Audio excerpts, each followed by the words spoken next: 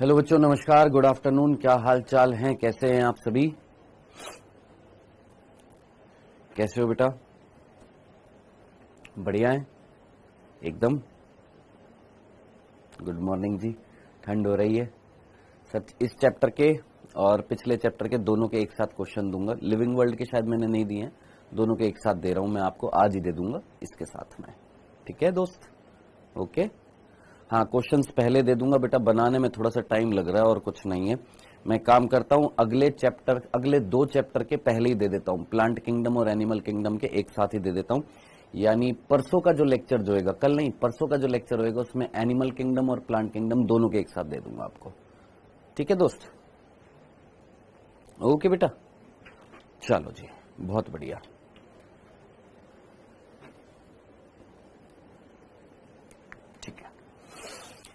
Okay sir, comment बंद करके पढ़ाना, ठीक है, ट्राई करेंगे बेटा। ओके, आगे बढ़ने से पहले मैं एक चीज आपको क्लियर कर दूं, वो ये कि कल जो है अगर किसी को प्रैक्टिस करनी है क्वेश्चंस की, लगभग 1 घंटे का लेक्चर होएगा, है ना, जिसमें अपन प्रैक्टिस करेंगे। यूट्यूब पर ये लेक्चर होएगा जिसमें अपन इस चैप्टर के जितने भी बच्चों को अगर प्रैक्टिस करने के लिए आना है, कल 12 बजे जो क्लास होएगी यूट्यूब पर, उस पर आप आकर ट्राई कर सकते हैं। इस चैप्टर के क्वेश्चंस की प्रैक्टिस कराऊंगा। अगर करना है तो आ जाइएगा, अगर आपका तैयार है, रेडी है, तो कोई दिक्कत नहीं है। मैं तो यही कहूंगा कि जहां जहां क्वेश्चंस प्रैक्टिस करने का मौका मिले वहां वहां क्वेश्चंस की प्रैक्टिस किया करें। ठीक है? सो कल 12 बजे, कितने बजे? 12 बजे यूट्यूब पर क्लास होगी, जिसमें अगर क्वेश्चंस की प्रैक्टिस करनी है तो आकर आप कर सकते हैं। ठीक है जी?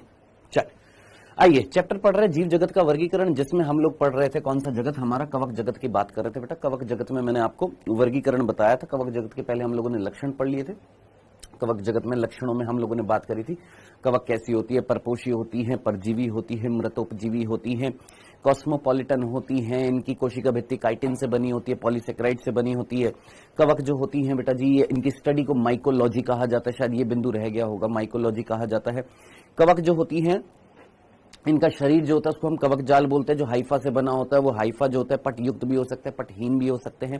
केवल ये वाला जो है पटहीन है, बाकी सारे के सारे कैसे हैं? पटयुक्त है। ये याद करने के लिए सीधा सीधा तरीका था। फिर इसके बाद कवक जगत का हम लोगों ने जब उसके बाद हम लोगों ने बात करी थी जनन की। जनन विधि जो होती है इनमें किस तरीके से होती है? अलैंगिक भी होती है, लैंगिक भी होती है। अलैंगिक विधियों में इनके पास क्या होता है? खंडन भी होता है, विखंडन भी होता है, द्विविखंडन भी होता है, खंडन भी होता है, बीजाणु जनन भी होता है, मुकुलन भी होता है। बीजाणु जनन जो था वो 2 तरीके से हो रहा था। या तो बीजाणु जो बन रहे थे वो स्पोरेंजियोफोर्स पर बन रहे थे, या कोनिडियोफोर्स पर बन रहे थे। कोनिडियो घर बोल देते हैं, स्पोरेंजियोफोर्स बोल देते हैं। ठीक है? स्पोरेंजियोफोर्स के अंदर जो स्पोर्स बनेंगे, स्पोरेंजियम के अंदर, बीजाणु धानी के अंदर, वो या तो चल होंगे या अचल होंगे। और कोनिडिया जो होते हैं वो अचल होते हैं और बाहिर्जित यानी बाहर बनते हैं। जबकि स्पोर्स जो होते हैं, बीजाणु जो होते हैं, वो कहां बनते हैं? अंदर बनते हैं। चल बीजाणु, अचल बीजाणु कहां बन रहे थे? अंदर बन रहे थे। कोनिडिया बाहर बनते हैं। ये हम लोगों ने बात करी थी। फिर उसके बाद लैंगिक जनन की हम लोगों ने बात करी थी। लैंगिक जनन बड़ा टिपिकल था, उसको समझना था। सर लेक्चर नंबर 3 दिखाई नहीं दे रहा बेटा। कल भी मैंने आपको बोला था नंदनी, वो लेक्चर नंबर 3 जो है जीव जगत चैप्टर जो है उसके अंदर ट्रांसफर हो गया गलती से, वो एक्सट्रैक्ट नहीं हो पा रहा है। उसको एक्सट्रैक्ट करना मीन्स उसको निकाल कर इस चैप्टर में डालना, वो बड़ा टिपिकल होता है। इस वजह से बड़ी मिस्टेक हो जाती है जब हम चैप्टर की एंट्री करते हैं। तो आप जाकर इतना कर सकते हैं आप अपनी तरफ से कि जीव जगत चैप्टर में लेक्चर नंबर 3 देख सकते हैं। ठीक है दोस्त? हाँ जी, लिविंग वर्ल्ड वाला जो चैप्टर है उसके अंदर है, आप जाकर उसमें चेकआउट कर सकते हैं बेटा। ठीक है? ओके। हाँ जी, उसके बाद हम लोगों ने बात करी थी किसकी? लैंगिक जनन की। लैंगिक जनन बड़ा टिपिकल था, मैंने आपको बताया था। लैंगिक जनन के अंतर्गत या तो समान युग्मक होते हैं या असमान युग्मक होते हैं। बात आ रही है युग्मक कहां पर बनेंगे? लैंगिक अंगों पे बनते हैं, एंथ्रीडियम, ऊगोनियम। फाइकोमाइसिटीज के अंदर एंथ्रीडियम और ऊगोनियम जब पास पास आते हैं तो एक रिप्रोडक्टिव ट्यूब बनती है, निषेचन फर्टिलाइजेशन ट्यूब बनती है, जिससे एंथ्रीडियम से ऊगोनियम में ट्रांसफर हो जाता है और फिर ऊगोनियम के अंदर विकास होता है किसका? उसका युग्मनज का। यहां पर कैसा था? यहां पर गैमेटेंजियल संपर्क था, युग्मकधानी संपर्क था। यहां पर गैमेटेंजियल कॉपुलेशन था। ठीक है जी? ये मैंने आपको बता दिया था कि यहां पर एंथ्रीडियम और ऊगोनियम पास पास आते हैं और क्या बनता है? फिर फलनकाय बनता है। फिर उस फलनकाय के अंदर क्या करते हैं? यहां पर युग्मनज का निर्माण होता है। यहां पर पर्टिकुलरली बाहर विकसित होते हैं। यहां पर जो बीजाणु विकसित होंगे वो कहां होंगे? बाहर होंगे। यहां पर अंदर होंगे, यहां पर अंदर होंगे और यहां लैंगिक जनन मिलता ही नहीं है। हाँ जी, ठीक है दोस्त। अब एक बार इसको कवक जगत को फटाफट कंप्लीट कर लेते हैं और इस चैप्टर को भी समाप्त करते हैं। हम लोगों ने फाइकोमाइसिटीज पूरा पढ़ लिया था, जिसके हमने ये 3 बिंदु पढ़ लिए थे कल में, और उसके बाद चौथा, पांचवा, छठा ये बिंदु पढ़ लिए थे। म्यूकर, राइजोपस, एल्ब्यूगो, ये हम लोगों ने एग्जाम्पल देखे थे, याद रखना है। आपकी एनसीईआरटी में म्यूकर का डायग्राम बना हुआ है, प्लीज मैं फिर से बोल रहा हूं, एनसीईआरटी के डायग्राम्स को ध्यान से याद रखिएगा। ऐसा डायग्राम आपको दिखाई देगा एनसीईआरटी में, ये म्यूकर का है, ठीक है। राइजोपस का नहीं दिखाई देगा, ये याद रख लेना, मतलब दिखाई देगा, ऐसा नहीं है। राइजोपस याद रखना है आपका, भूलना नहीं है। और ये एल्ब्यूगो याद रखना है, मस्टर्ड में ये रस्टिंग कर देता है, यानी सरसों में ये किट का रोग करता है। कौन? आपका एल्ब्यूगो। किट मतलब रस्टिंग का मतलब इसका चूरा बना देता है इस पे इन्फेक्शन करके, ठीक है। यहां तक हम लोगों ने देख लिया था। अब इसके बाद दूसरी जो क्लास जो आ रही थी वो थी एस्कोमाइसिटीज। एस्कोमाइसिटीज बहुत सिंपल सा था। एस्कस बनते हैं, इनको हम क्या बोले थे? थैली फंजाई बोले थे। क्यों? क्योंकि एस्कोकार्प यानी फलन काय के अंदर क्या बनती है? एस्कस। और एस्कस के अंदर क्या बना था? एस्कस बीजाणु, अगर आपको याद आ रहा हो तो, ठीक है। ये बहुत सिंपल सा था। आइए इसको फटाफट खत्म करते बेटा। सबसे पहली बात, इनको हमने थैली फंजाई बोला था। क्यों बोला था ये नहीं बताया गया, लेकिन हमने आपको बता दिया था कि इनको हम थैली फंजाई या सैक फंजाई बोलते हैं। क्यों बोलते हैं? क्योंकि इनके अंदर थैलीनुमा संरचना का विकास होता है, जिसको हम एस्कस बोलते हैं। नेक्स्ट, ये जो होती है विरेल पाए जाने वाली एस्कोमाइसिटीज, यानी बहुत ही दुर्लभ रूप से पाई जाने वाली, या मैं बोलूंगा कि Virel means in the sense की ऑलमोस्ट सारी की सारी फंजाई जो है वो सारी की सारी कैसी हैं? बहुकोशिकीय। लेकिन एकमात्र विरेल मींस एकमात्र ऐसी फंजाई जो एकल कोशिकीय और जो एस्कोमाइसिटीज में आती है, जिसका नाम है यीस्ट सैक्रोमाइसिस सेरेविसी। याद रखना, बाकी सारी जो होती हैं, जैसे पेनिसिलियम हो गई है, जितने भी समूह होते हैं फंजाइज के, वो सारे के सारे कैसे होते हैं? बहुकोशिकीय। ये एकमात्र है, कौन है? कैसी? यीस्ट जो है सैक्रोमाइसिस जो है वो कैसी है? एकल कोशिकीय। इस प्रकार से डायग्राम में आपको पहले भी दिखा चुका हूं। ये यीस्ट हैं जो कैसी हैं? एकल कोशिकीय हैं, जिनको नॉर्मली हमारे घर पर यीस्ट, जिसको हम नॉर्मली हमारे घर पर खमीर बोला जाता है, आप लोगों ने सुना भी होगा खमीर। तो ये यीस्ट जो है, जिसका उपयोग हम चैप्टर में पढ़ चुके हैं कि दूध, जिसका उपयोग जो है हम ब्रेड बनाने के लिए, जिसका उपयोग जो है हम अल्कोहल बनाने के लिए यूज में किया जाता है। सिंपल से 2 बिंदु आराम से समझ में आ गए हैं, ठीक है। सर रोटी का कवक कहा जाता है बेटा। रोटी एक्चुअली यहां पर ना, रोटी मींस यहां पर क्या है, बेसिकली ये रोटी वर्ड हिंदी में हम बोलते हैं, इंग्लिश में रोटी का मतलब होता है ब्रेड। यहां पर एग्जैक्टली हमारे यहां पर लोकल लैंग्वेजेस में रोटी मींस जो रोटी हम बनाते हैं अनाज से। रोटी वर्ड जो हिंदी का है, इसको इंग्लिश में जब हम ट्रांसफर करते हैं तो वो होता है ब्रेड।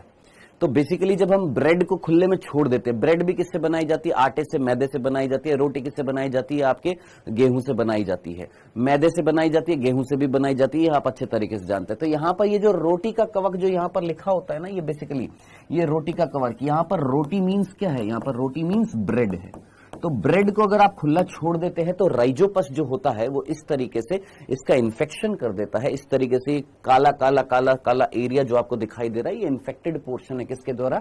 राइजोपस के द्वारा, ठीक है।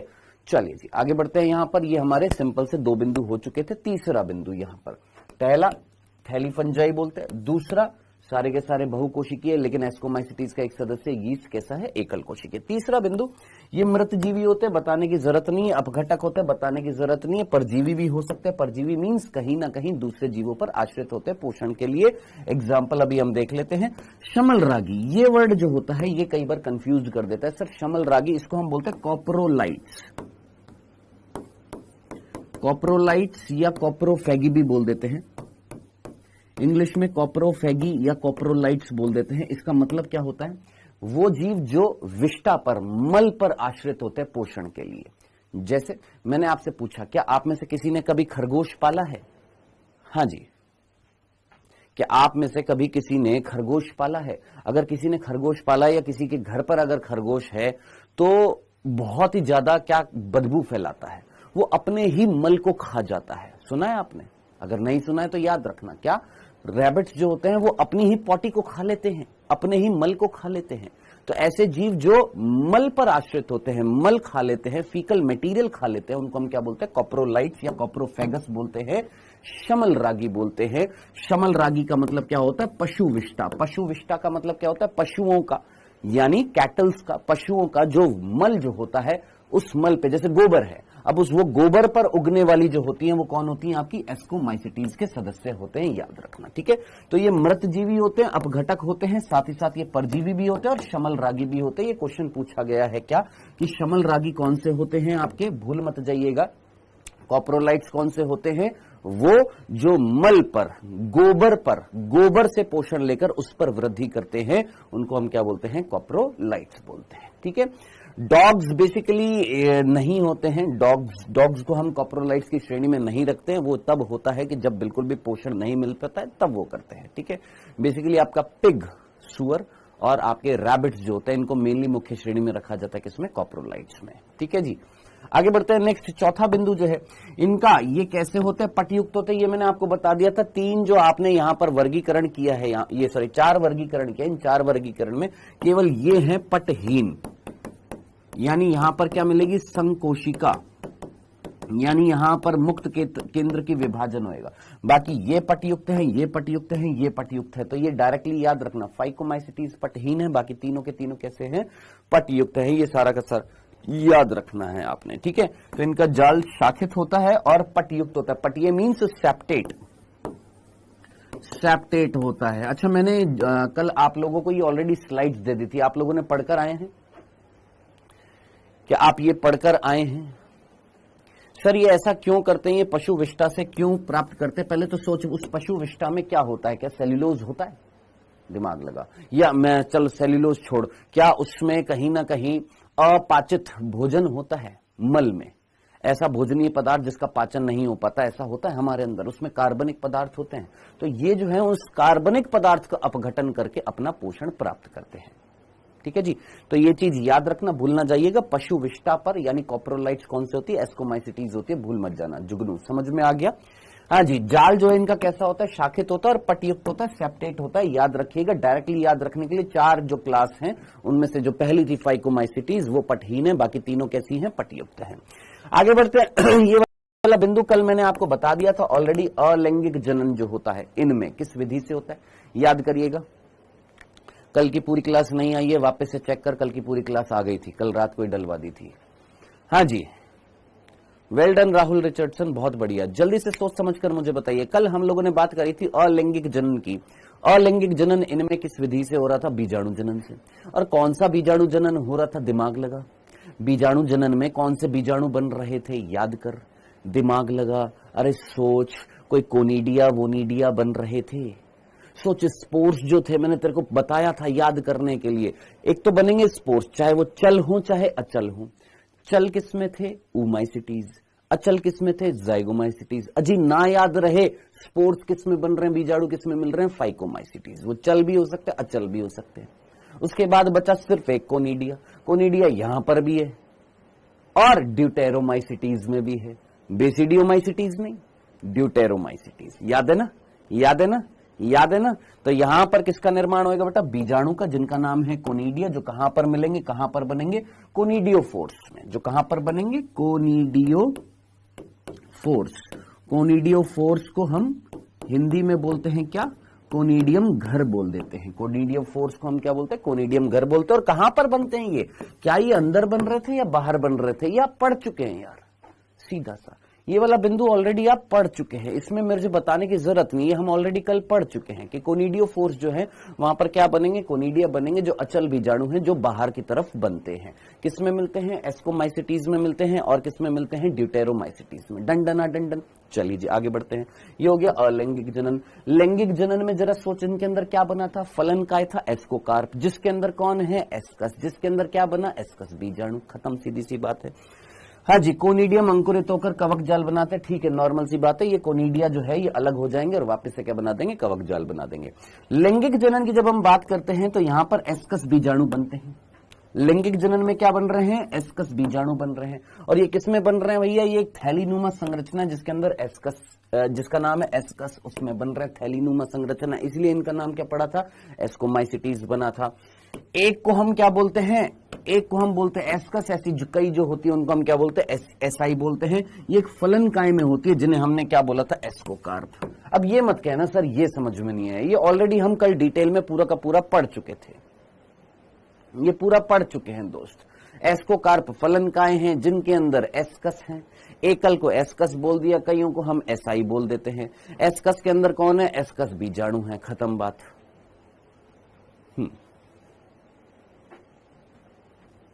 हाँ जी, माइचेली ने कवक की खोज की थी, यस मेरे भाई।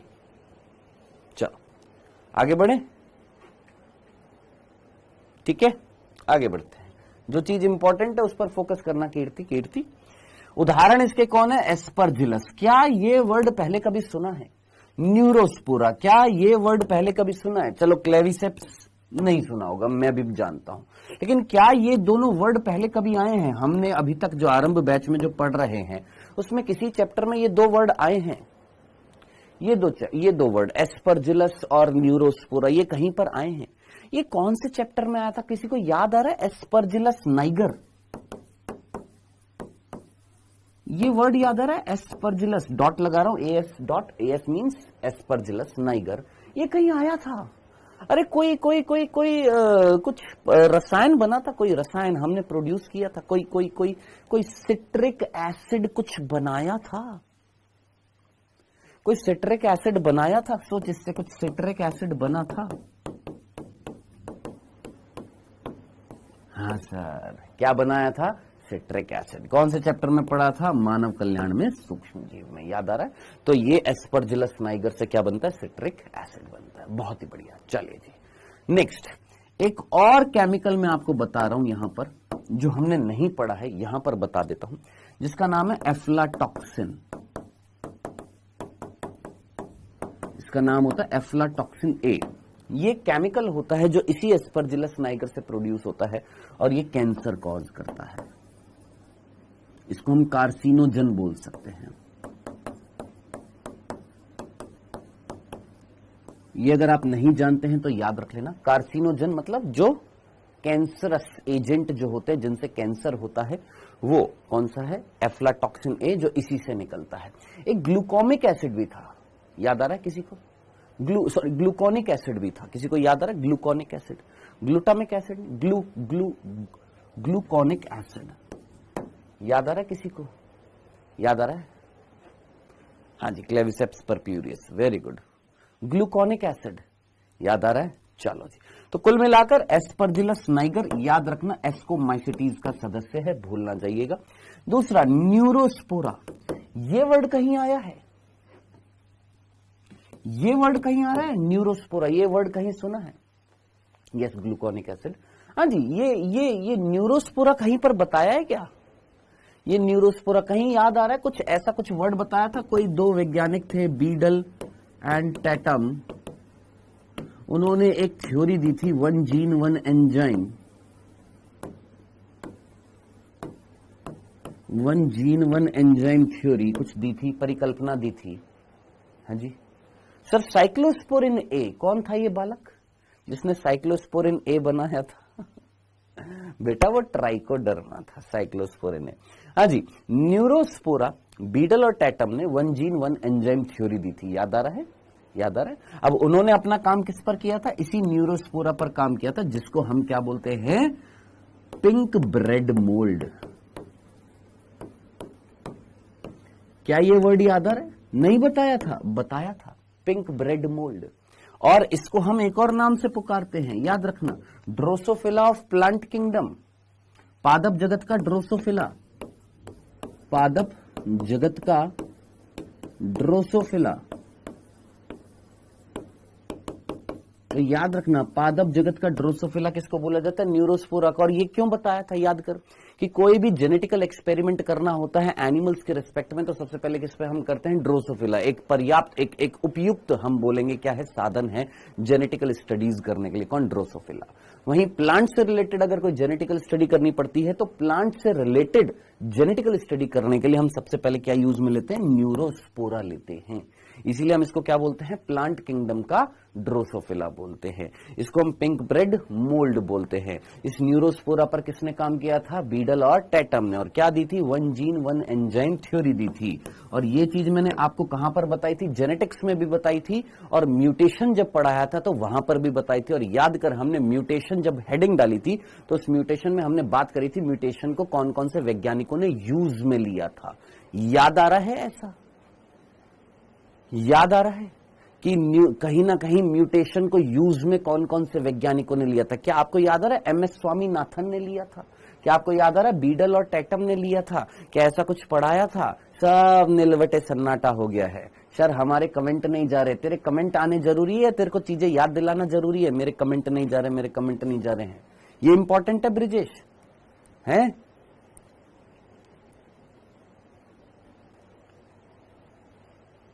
वेल डन पायल राज, बहुत बढ़िया, बहुत बढ़िया। पायल राज ने एक सीधा कमेंट किया, सर एस्कोमाइसिटीज में ए सेक्सुअल रिप्रोडक्शन में जो स्पोर पैदा होते हैं जिनका नाम है कोनिडिया, जो बाहर पैदा होते हैं, वहीं सेक्सुअल रिप्रोडक्शन में अंदर बनते हैं। वेरी गुड, बहुत बढ़िया। चलो सर, इसे फल मक्खी भी कहते हैं। कौन था भैया इसको फल मक्खी कहने वाला?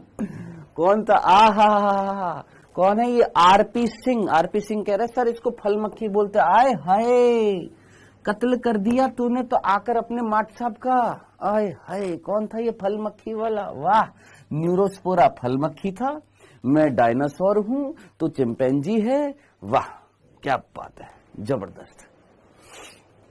न्यूरोस्पोरा तो फल मक्खी है ना?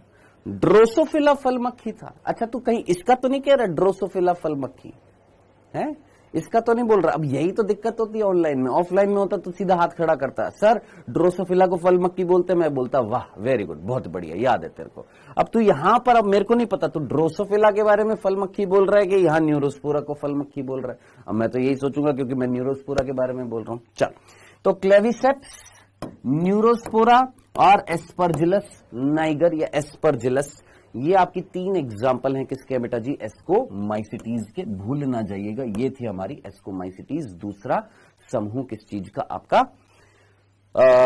एस्कोमाइसिटीज का दूसरा समूह। ये डायग्राम दे रखा है। क्या ये डायग्राम देखा आपने? क्या ये डायग्राम देखा आपने? ये डायग्राम किसका दे रखा है दोस्त यहां पर? हाँ जी, ठीक है, ड्रोसोफिला को कहा था। इट्स ओके, ठीक है भाई, ओके आरपी सिंह, ठीक है। सो ये डायग्राम जितने भी एनसीईआरटी में दे रखे हैं, प्लीज इन डायग्राम को सीरियसली लीजिएगा। डायग्राम्स को हम देखते हैं, अच्छा ये डायग्राम नीचे देख लिया, ओके, 10 दिन बाद वही पूछेंगे, अच्छा ये डायग्राम किसका है? नील, खत्म। तो डायग्राम्स याद रखना, ये डायग्राम किस किस के हैं, भूल ना जाइएगा। ये एस्परजिलस का डायग्राम है आपकी एनसीईआरटी में। ये वाला डायग्राम जो दे रखा है वो किसका दे रखा है दोस्त? ये वाला म्यूकर का दे रखा है। एस्परजिलस का डायग्राम दे रखा है, याद रखिएगा, भूल ना जाइएगा, ठीक है। ये डायग्राम याद रखना है, ठीक है। बाकी इसके बाद में न्यूरोस्पोरा के बारे में बता रखा है कि न्यूरोस्पोरा का उपयोग आनुवांशिक प्रयोगों में या बायोकेमिकल स्टडीज में किया जाता है। इसी कारण इसको पादप जगत का क्या बोला जाता है? ड्रोसोफिला। क्वेश्चन पूछा जाएगा, याद रखना, पादप जगत का ड्रोसोफिला किसको कहा जाता है? न्यूरोस्पोरा को कहा जाता है, भूलना जाइएगा। ऑलरेडी यहां पर मेंशन कर दिया है याद करने के लिए, ठीक है। तो पादप जगत का ड्रोसोफिला, न्यूरोस्पोरा। जेनेटिकल स्टडीज में यूज में आने वाला न्यूरोस्पोरा। बीडल और टैटम द्वारा यूज में लिया जाने वाला न्यूरोस्पोरा। पिंक ब्रेड मोल्ड, यानी एक ऐसी मोल्ड, एक ऐसी कवक जो जब संक्रमण करती है ब्रेड पर तो पिंकिश कलर की होती है, गुलाबी रंग की होती है। नेक्स्ट, इस वर्ग में आने वाले मॉरल्स और ट्रफल्स खाने योग्य कवक होती हैं। देखो, आपने मशरूम पढ़ा था, मशरूम क्या खाने योग्य थी? कौन सी मशरूम खाने योग्य थी? अगेरिकस। क्या अगेरिकस मशरूम थी ना? हाँ सर, खाने योग्य थी ना, है ना। क्या अभी तक अगेरिकस किसी समूह में आई? क्या फाइकोमाइसिटीज में हमने अगेरिकस देखा? कोई एग्जाम्पल नहीं। चलो देखते कितनी कंसंट्रेशन के साथ में तुम पढ़ते हो। मुझे बताओ फाइकोमाइसिटीज के एग्जाम्पल क्या थे? देखते हैं कंसंट्रेशन, देखते हैं तुम कितनी कंसंट्रेशन के साथ में चीजें सुनते हो और याद रखने की कोशिश करते हो। ट्राई किया करो, जब पढ़ रहे हो उसी टाइम ठा करके दिमाग में याद रहे चीज। फाइकोमाइसिटीज में क्या क्या एग्जाम्पल पढ़े थे? फाइकोमाइसिटीज के एग्जाम्पल देखो, जोर डालो अपने दिमाग पर, याद कर। एनसीईआरटी में एक डायग्राम था, कुछ बूंदे बूंदे सी थी, अजी कुछ बूंदे बूंदे सी थी। क्या था? म्यूकर। फिर रोटी पर यानी ब्रेड पर कौन, राइजोपस। फिर सरसों पर किट कौन था, एल्ब्यूगो। याद आया, 3 एग्जाम्पल, म्यूकर, राइजोपस, एल्ब्यूगो। जितने बच्चों को याद है परफेक्ट कंसंट्रेशन के साथ में सुन रहे हो, अच्छी बात है। जिनको 3 में से 2 याद थे, 1 नहीं याद है, कहीं ना कहीं लैक है कंसंट्रेशन, सुनने में कहीं ना कहीं कमी चल रही है, समझने में कहीं कमी चल रही है। और जिसको तीनों के तीनों जोड़ डालने पर भी याद नहीं आ रहे, यानी तेरा कंसंट्रेशन नहीं था किसमें, पढ़ाई में। ठीक है, 3 एग्जाम्पल फाइकोमाइसिटीज, 3 एग्जाम्पल आपके एस्कोमाइसिटीज। न्यूरोस्पोरा याद रखना, भूलना नहीं है, न्यूरोस्पोरा जिसको हमने क्या बोला है, पादप जगत का ड्रोसोफिला बोला है, भूलना नहीं है। एस्परजिलस सिट्रिक एसिड बना, एफ्लाटॉक्सिन बना, ग्लूकोनिक एसिड बना, कौन, एस्परजिलस नाइगर। और क्लेविसेप्स, क्लेविसेप्स परप्यूरियस। ठीक है जी, तो ये 3 एग्जाम्पल, वहां के 3 एग्जाम्पल सारे के सारे याद रखने हैं आपने। डन। चलिए सर, इसके 2 एग्जाम्पल और दे रखे हैं यहां पर, मॉरल्स और ट्रफल्स। सर ये क्या है? अभी तक मैंने आपको बताया था मशरूम जो खाने योग्य थी, जिसका नाम था अगेरिकस, जो नॉर्मली हम जिसकी सब्जी बनाते हैं, जिसको खाते हैं, क्या वो अभी तक किसी एग्जाम्पल में आई? फाइकोमाइसिटीज में आई? नहीं। एस्कोमाइसिटीज में आई? नहीं। किस में आती है वो? बेसिडियोमाइसिटीज में आती है। जैसे हम यहां पर पढ़ेंगे क्या, बेसिडियोमाइसिटीज। ये बेसिडियोमाइसिटीज में हम सीधा वही डायग्राम दिखाऊंगा, कौन सा, वो वाला। कौन है ये? अगेरिकस, खाने योग्य कवक। ठीक है, यहां पर जो मॉरल्स और ट्रफल्स दे रखे थे, ये भी खाने योग्य कवक होते हैं। अब आप में से कितने बच्चों ने चीज खाई है? चीज याद होगी आपको, चीज हमने पढ़ी थी। आप में से कितने बच्चों ने पिज्जा खाया है? हाँ सर, खाया है, खाया। उस पिज्जा में आजकल बहुत फेमसली एक चीज डाली जाती है, सस्ती होती है थोड़ी, जिसका नाम होता है मोज़रेला। सुना है? मोज़रेला चीज सुना है? याद करिए, आपने चीज पढ़ी थी कौन सी, प्रोपियोनी बैक्टीरियम शर्मानी से स्विस चीज पढ़ी थी, महंगी होती है, याद आ रही है? रॉक्यूफोर्ट चीज याद आ रही है? पेनिसिलियम रॉक्यूफोर्टी, पेनिसिलियम कैमम्बर्टी से कैमम्बर्ट चीज याद आ रही है? ऐसी एक मोज़रेला चीज है, ये होती है किससे? इन मॉरल्स से बनाई जाती है। किससे बनाई जाती है? ये दिखने में कुछ ऐसे होते हैं, ये होते हैं मॉरल्स, दिखने में वैसे ही होते हैं, किसके जैसे? आपके मशरूम जैसे होते हैं, थोड़े से अलग होते हैं दिखने में, ये है मॉरल्स। और ये होते हैं ट्रफल्स, पत्थर के जैसे दिखते हैं, कौन? ये ट्रफल्स बाहर से, ये मशरूम जैसे दिखते हैं, कौन? आपके मॉरल्स। सो ये मॉरल्स और ये ट्रफल्स, मॉरल्स और ट्रफल्स ये खाने योग्य कवक होती हैं, ये इस तरीके से दिखती हैं आपकी मॉरल्स। ठीक है, इनको यूज में लिया जाता है क्या बनाने के लिए? चीज बनाने के लिए। ठीक है, तो ये चीज याद रखना, ठीक है, भूल मत जाना। क्या? ये मॉरल्स और ये इस तरीके से पत्थर जैसी दिखने में होती, कौन? ट्रफल्स। ये खाने योग्य कवक होती हैं, इनको खाया जाता है, इनको एज ए चीज यूज में लिया जाता है, पिज्जा में यूज में लिया जाता है। बाफल क्या है सर? कहां है बाफल? कौन सा बाफल? ट्रफल है, बाफल नहीं है भाई। अरे बाफल नहीं है, ये ट्रफल है।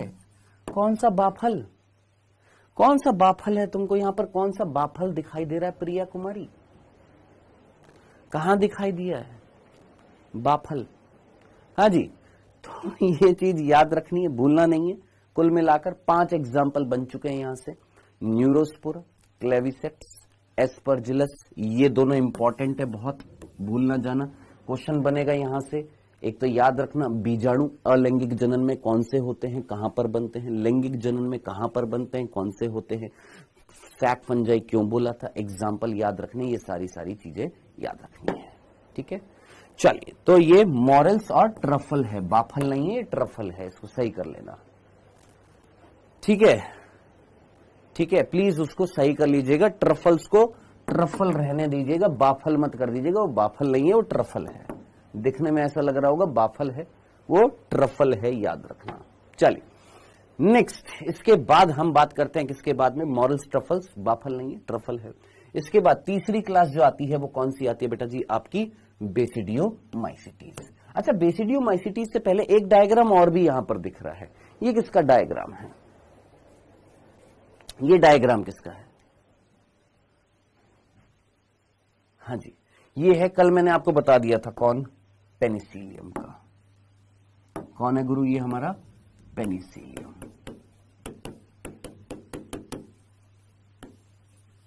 अभी देखना, मैं कंसंट्रेशन पूछूंगा, आप में से कितने बच्चे कंसंट्रेट होकर एग्जाम्पल याद कर पाते हैं with in the class. With in the class. ठीक है, अब एक काम करिए, बेसिडियोमाइसिटीज पढ़ने से पहले फिर से रिपीट करिए अपने ही दिमाग में फाइकोमाइसिटीज के एग्जाम्पल, एस्कोमाइसिटीज के सारे एग्जाम्पल। चलिए देखते हैं। अरे बाफल नहीं है रे,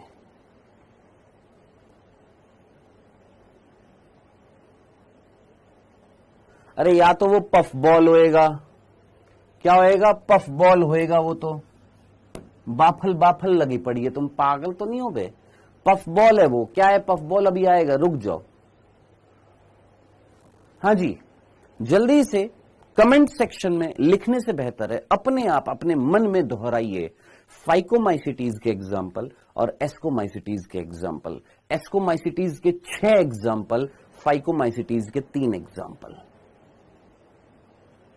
एस्कोमाइसिटीज के 6 एग्जाम्पल और फाइकोमाइसिटीज के 3 एग्जाम्पल। सोच, फाइकोमाइसिटीज के 3 एग्जाम्पल कौन, म्यूकर, म्यूकर, राइजोपस, एल्ब्यूगो। याद हो जाएगा, अभी तो याद है, देखना 10-12 दिन बाद याद रहता है कि नहीं रहता। एस्कोमाइसिटीज के 6 एग्जाम्पल कौन कौन सा, Neurospora, Aspergillus, Claviceps, Morales, truffles और पेनिसिलियम। और 7वां एग्जाम्पल यीस्ट। टोटल 7 एग्जाम्पल, मैं भी 6 बोल रहा हूं, 7 एग्जाम्पल हैं किसके, आपके एस्कोमाइसिटीज के। याद रखना कितने एग्जाम्पल है एस्कोमाइसिटीज के, 7 एग्जाम्पल याद रखने हैं आपने, 7 एग्जाम्पल। ठीक है, 7 के 7 एग्जाम्पल।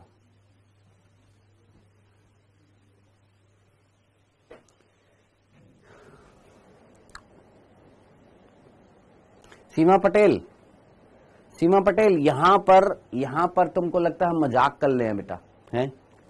एस्कोमाइसिटीज के 7 एग्जाम्पल क्या ये क्लास में अभी के अभी याद कर देंगे? 7 एग्जाम्पल। मंजीत वर्मा, दिमाग लगा, 7 एग्जाम्पल कौन कौन से? Sir yeast, Penicillium, Aspergillus, Claviceps, Neurospora, Morales, truffles. अब इन एग्जाम्पल से सोच नीट में क्या क्या क्वेश्चन बन सकता है। इनमें से ये सारी की सारी कवक कौन सी हैं? एस्कोमाइसिटीज की हैं। इनमें से कौन सी कवक है जो एकल कोशिकीय है? तो सीधा याद करेगा कौन? यीस्ट एकल कोशिकीय, बाकी सारी बहुकोशिकीय। कौन सी खाने योग्य है? सर ये खाने योग्य होती है। कौन सी पादप जगत का उभयचर कहलाती है? इसको पादप जगत का उभयचर बोला था। किससे सिट्रिक एसिड बना था? सर एस्परजिलस से। किससे सबसे पहले प्रतिजैविक मिली थी? पेनिसिलियम से। क्लेविसेप्स सिर्फ एग्जाम्पल याद रखना है। बोल, क्या ये इस तरीके से 7 एग्जाम्पल लिखकर एस्कोमाइसिटीज में इस तरीके से चीज याद रख सकते हैं?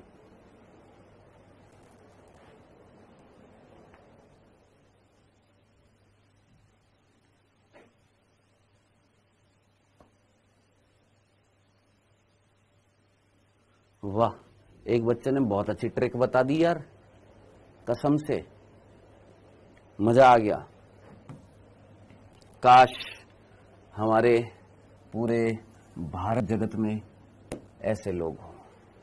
बच्चे का नाम है अब्दुल्ला, बच्चे का नाम है अब्दुल्ला भालिम, अब्दुल्ला भालिम। बच्चे ने एक ट्रिक बताई बहुत सिंपल सी एस्कोमाइसिटीज के। सर राम,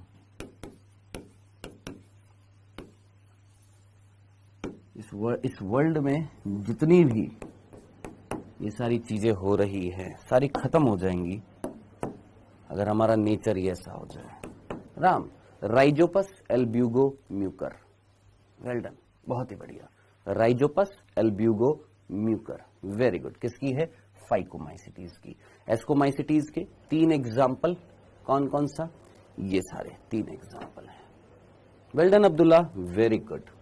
चलिए जी, 7 एग्जाम्पल एस्कोमाइसिटीज के और 3 एग्जाम्पल आपके फाइकोमाइसिटीज के। आगे बढ़ते हैं बेटा किसके ऊपर? बेसिडियोमाइसिटीज। सिंपल सा है बेसिडियोमाइसिटीज। आ जाते हैं। बेसिडियोमाइसिटीज सबसे पहला बिंदु आगे बढ़ने से पहले देखकर पता लग रहा है बेसिडियोमाइसिटीज के अंतर्गत कौन आता है। ये एग्जांपल है जिसका नाम है अगेरिकस। क्या नाम है? अगेरिकस। और अगेरिकस आप बहुत अच्छे तरीके से जानते हैं। अगेरिकस सर मैंने तो उल्टा याद किया था, मैंने राम याद नहीं किया था, मैंने मार याद किया था। कौन था ये? फिजा अंसारी कह रही मैंने मार याद किया था। ठीक है, अगेरिकस। अगेरिकस खाने योग्य कवक होती है, ये याद रखना। कौन से समूह में आती है? बेसिडियोमाइसिटीज के अंतर्गत आती है। कौन? अगेरिकस। याद रखिएगा, ये खाने योग्य क्या होती है? आपकी मशरूम होती है अगेरिकस। ठीक है, आगे बढ़ते हैं। इसी के साथ साथ देखिए इसके अंतर्गत कौन आ रही है? सर मशरूम आती है। ठीक है सर, एग्जाम्पल सर ये पीछे आपने लिख दिया अगेरिकस। उसके बाद लिखा हुआ है सर ब्रैक्ट फंजाई और लिखा हुआ है पफ बॉल।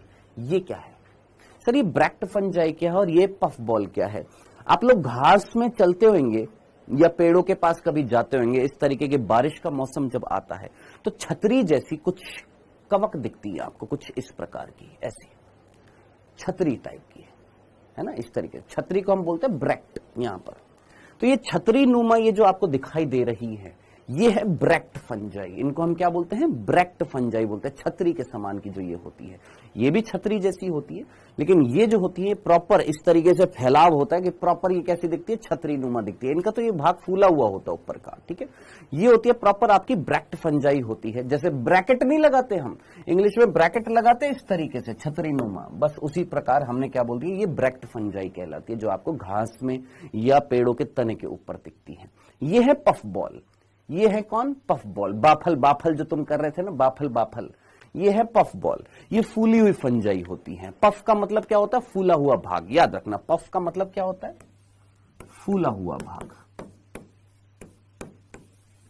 ठीक है, और मेरे को ये पफ का मीनिंग कब समझ में आया? जब मेरी वाइफ जो थी वो एक शादी के फंक्शन में जा रही थी और वो वहां पर कोई वो किसी उसके शायद भाई की शादी थी या किसी की शादी थी, तो उसमें क्या हुआ था कि वो आते हैं ना, वो क्या बोलते हैं वो यार, वो लिपाई पोताई करते हैं यार, वो जो करते हैं यार मुंह पे वो लगाते हैं, वो जो भी होते हैं। तो वो आए और उन्होंने बालों में पफ बना दी। उसने बोला मैंने बालों में पफ बनाई है। मैंने कहा ये क्या है? पफ। पफ मीन्स फूला हुआ भाग। ठीक है, हाँ, तो पफ का मतलब क्या है? फूला हुआ भाग। और बॉल मीन्स बॉल आकृति की इस तरीके से फूली हुई। हाँ, मेकअप आर्टिस्ट जो होते हैं तो इस तरीके से फूली हुई जो फंजाइज जो होती है इनको हम क्या बोलते हैं? Puff ball. छतरी के आकार की जो होती है ब्रैकेट फंजाई। खाने योग्य जो थी आपकी ये मशरूम अगेरिकस। ये चीज याद रखना। ठीक है जी, चलो जी, बस बेटा हो गया, पार्लर हो गया।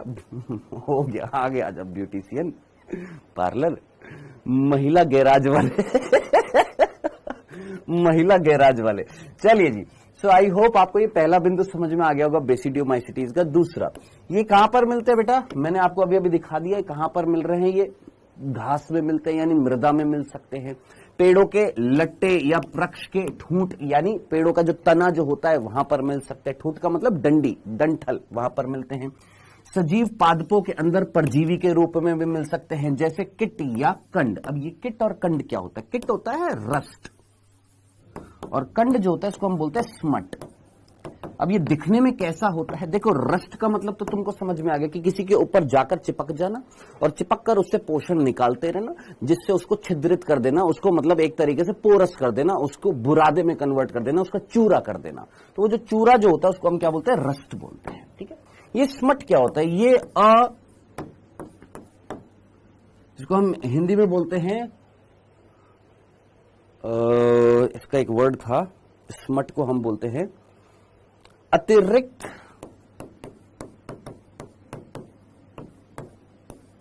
जैसे ट्यूमर में एक वर्ड आया था अतिरिक्त, अपर्याप्त नहीं था, वृद्धि होती है, अतिरिक्त वृद्धि। उससे पहले एक और वर्ड था अतिरिक्त अनियमित वृद्धि। क्या? कि वो फंगस जो गेहूं के जो तना जो होता है उस पे जाकर अटैच हो जाती है और उसमें जाकर वहां पर उसकी जो कॉर्टेक्स कोशिकाएं होती है, कॉर्टेक्स बाद में आएगा वर्ड, अभी वल्कुट याद रख लेना, वल्कुट या कॉर्टेक्स कोशिका, उसके अंदर जाकर अतिरिक्त वृद्धि करती है, परजीवी के रूप में रहती है, तो वो जगह फूल जाती है। क्या वो जगह फूल जाती है, जिसको हम क्या बोलते हैं, स्मट। देखने से अच्छे से समझ में आएगा, मैं दिखाता हूं पहले आपको। ये देखो, ये आपको दिखाई दे रहा है, ये है स्मट।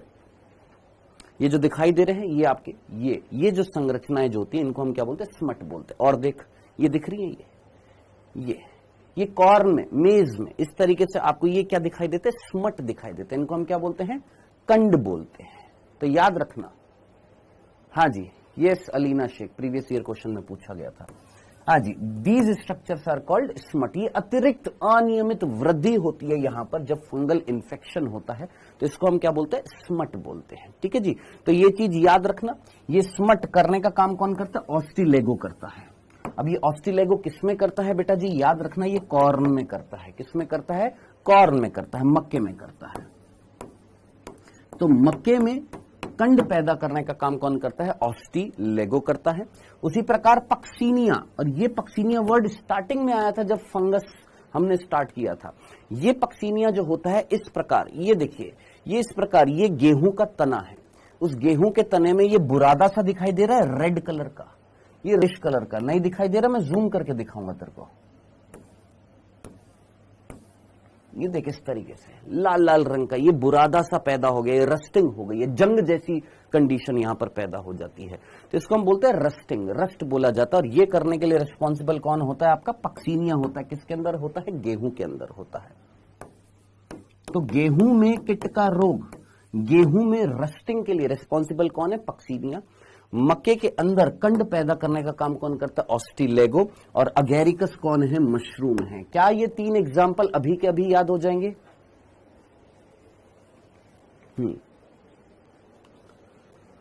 हाँ जी, क्या ये 3 एग्जाम्पल याद हो जाएंगे? अगेरिकस खाने योग्य मशरूम, ऑस्टिलेगो कंड पैदा करता है किसमें सर, मक्के में। ये मक्के में इस तरीके से अनियमित वृद्धि कर देता है, जिसको हम क्या बोलते हैं, कंड बोलते हैं। उसके लिए कौन रिस्पॉन्सिबल है, ऑस्टिलेगो। पक्सीनिया गेहूं के अंदर रस्टिंग कर देता है। क्या कर देता है, रस्ट पैदा कर देता है। ठीक है, डन, याद रखना, ये भूल मत जाना। हाँ जी, चलिए जी आगे बढ़ते हैं। एक बार इसको बेसिडियोमाइसिटीज के यहां पर लक्षण देख लेते हैं। तो बेटा ये कहां कहां पर उग रहे थे, आई होप ये चीज समझ में आ गई। ये किट भी पैदा करते हैं, स्मट भी पैदा करते हैं, वृक्षों के तनों पर पाए जाते हैं, ये परजीवी के रूप में भी पाए जाते हैं। कवक जाल इनका कैसा होता है, ये आप अच्छे तरीके से जानते हैं, ऑलरेडी पढ़ लिया। बस पहला जो था, जो कैसा था, पटहीन था। बाकी तीनों के तीनों कैसे हैं, पटयुक्त हैं, याद रखना। इसमें अलैंगिक बीजाणु नहीं होते हैं, मैंने आपको बता दिया था, इसमें कोई बीजाणु नहीं होते। लेकिन इनमें कुछ एग्जाम्पल में खंडन विधि के द्वारा क्या होता है, अलैंगिक जनन होता है। कुछ एग्जाम्पल में, जैसे पक्सीनिया में होता है। इनमें लैंगिक जनन जो होता है उसमें क्या होगी, प्लाज्मोगेमी होगी। और जो 2 कायिक कोशिकाएं हैं उनके संलयन से होता है। ये एक एक्स्ट्रा चीज याद रखनी है। इसको हम सिनगेमी भी बोल देते हैं, या इसको हम वेजिटेटिव गेमी भी बोलते हैं, जिसमें वेजिटेटिव सेल्स जो होती है वो फ्यूजन करती हैं। बेसिडियम बनता है, ये आपको बता दिया था। बीजाणु बनेंगे, केंद्रक संलयन होगा। याद है आप में से कितने बच्चों को याद है, डाइकैरियन किसमें लंबे समय तक बना रहता है? हाँ जी, आपको, अच्छा, इसमें टॉड स्टूल्स भी एक एग्जाम्पल। में से कितने बच्चों को याद है डाइकैरियन लंबे समय तक बना रहता है? क्या एग्जाम्पल थे? एस्कोमाइसिटीज और बेसिडियोमाइसिटीज भी याद रखना, इसमें भी लंबे समय तक बना रहता है। बेसिडियम बीजाणु, अल्ले ये रहा इंपॉर्टेंट। कहां पर बनेंगे मेरे भाई, बाहर बनेंगे कि अंदर बने थे? स्पेसिफिकली बोला था यहां पर बाहर बनेंगे बीजाणु। वहां कहां बने थे, अंदर बने थे। याद रखना, किसमें, लैंगिक जनन में जो बीजाणु बनेंगे अर्धसूत्रीय विभाजन के बाद बाहर बनेंगे। इसमें कहां, अंदर बन रहे थे, एस्कोमाइसिटीज में। याद रखना, भूल मत जाना। नेक्स्ट, इनमें फलन काय, जिसको हमने क्या बोला था, बेसिडियो कार्प बोला था। एग्जाम्पल आपने यहां पर ये पढ़ लिए है। ये है हमारा कंड, स्मट, किसमें, मक्के में, जो किससे हो रहा था, ऑस्टिलेगो से हो रहा था। ये है गेहूं के तने में रस्टिंग, रस्ट का मिलना। ये इस तरीके से रस्ट पाया जाती है यहां पर, ये इस तरीके से रस्टिंग हो रही है। और ये था हमारा कौन सा, बेसिडियोमाइसिटीज। डन, क्लियर है। Last is deuteromycetes. अब इस ड्यूटेरोमाइसिटीज में कौन सी विधि थी जो नहीं मिल रही थी, जल्दी से सोचो। बेसिडियोमाइसिटीज में, सॉरी ड्यूटेरोमाइसिटीज, बेसिडियोमाइसिटीज बोल, ड्यूटेरोमाइसिटीज में कौन सी ऐसी चीज थी जो नहीं मिल रही थी? कौन सी ऐसी चीज थी जो नहीं मिल रही थी? इसको हमने अपूर्ण कवक बोलते हैं। इसको हम क्या बोलते हैं? इसको अपूर्ण कवक, फंजाई परफेक्टाई। क्या बोलते हैं इसको? अपूर्ण कवक, फंजाई इम्परफेक्टाई। क्यों बोलते हैं? क्यों बोलते हैं जरा सोचिए। क्योंकि एक ऐसी विधि जो अब तक इस समूह के जो जीव है उसमें नहीं मिलती है, और वो क्या था? इनमें लैंगिक जनन का अभाव होता है। क्या? इनको अपूर्ण कवक कहते हैं। क्यों कहते हैं? क्योंकि इनमें लैंगिक जनन नहीं मिलता, केवल क्या मिलता है? अलैंगिक जनन मिलता है। याद रखना, इनमें लैंगिक जनन नहीं पाया जाता है। अब एक बच्चे ने कहा कि सर मान लो कोई कवक है जो खोजी गई है, जो इस समूह के अंदर रखी गई थी, और उसमें बाई चांस हमें लैंगिक जनन अगर मिल जाए तो फिर क्या करेंगे? तो उसको निकाल कर किसमें रख देंगे? या तो एस्कोमाइसिटीज में या बेसिडियोमाइसिटीज में। ऐसा हमारी एनसीईआरटी भी बोलती है और जितने भी मॉड्यूल्स है सब में यही लिखा होता है। क्या? कि अगर इस फंजाई में लैंगिक प्रवस्था की खोज हो जाती है, यानी मान लो इस समूह के अंतर्गत कोई फंजाई हमने रख दी जिसमें हमने देखा लैंगिक जनन नहीं मिल रहा, लेकिन बाई चांस म्यूटेशन से की ऐसी प्रजातियां उसकी या ऐसी संततियां ऐसी उत्पन्न हो गई जिसमें लैंगिक जनन स्टार्ट हो गया, तो क्या उसको फिर भी इसी समूह में रखेंगे? नहीं। तब हम उसको एस्कोमाइसिटीज या बेसिडियोमाइसिटीज में सम्मिलित कर लेंगे। यानी हमने ये निर्धारित कर दिया कि भैया ये वो समूह है जिसमें सिर्फ और सिर्फ वही कवक रखी जाएंगी जिनमें लैंगिक जनन नहीं मिलेगा। अगर मिल जाता है तो उसको एस्कोमाइसिटीज या बेसिडियोमाइसिटीज में रख देंगे। ये टॉडस्टूल्स जो होती हैं बेटा वो जहरीली कवक होती हैं, टॉडस्टूल्स। ठीक है, मैंने आपको बता दिया था टॉडस्टूल्स जो होती है वो कैसी होती हैं?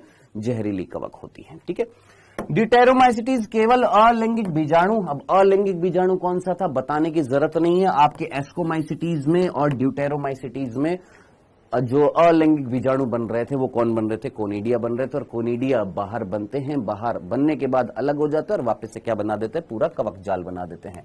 यहां पर भी क्या भैया? जाल जो है कैसा है? पट्टयुक्त है। याद रखना, यहां पर भी कैसा है? पट्टयुक्त है, भूलना नहीं है।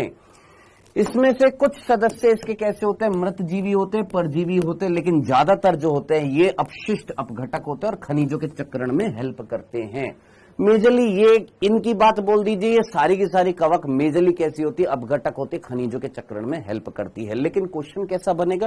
क्वेश्चन नीट में बन जाएगा कि उपरोक्त में से कौन सी कवक की श्रेणी मुख्य रूप से खनिजों के चक्रण में हेल्प करती है? अब ये सुनने के बाद में ये क्वेश्चन सुनने के बाद में आपको एनसीईआरटी की ये वाली लाइन याद रखनी पड़ेगी। क्या? देखो, ये सुनने के बाद में तो आपको ऐसे सर ज्यादातर कवक कैसी है? मृत जीवी हैं, ज्यादातर खनिजों का क्या कर रही है? चक्रण कर रही है। ज्यादातर कर रही है, लेकिन ज्यादातर वो जो कर रही है वो कौन सी श्रेणी में आती है? ड्यूटेरोमाइसिटीज में आती है।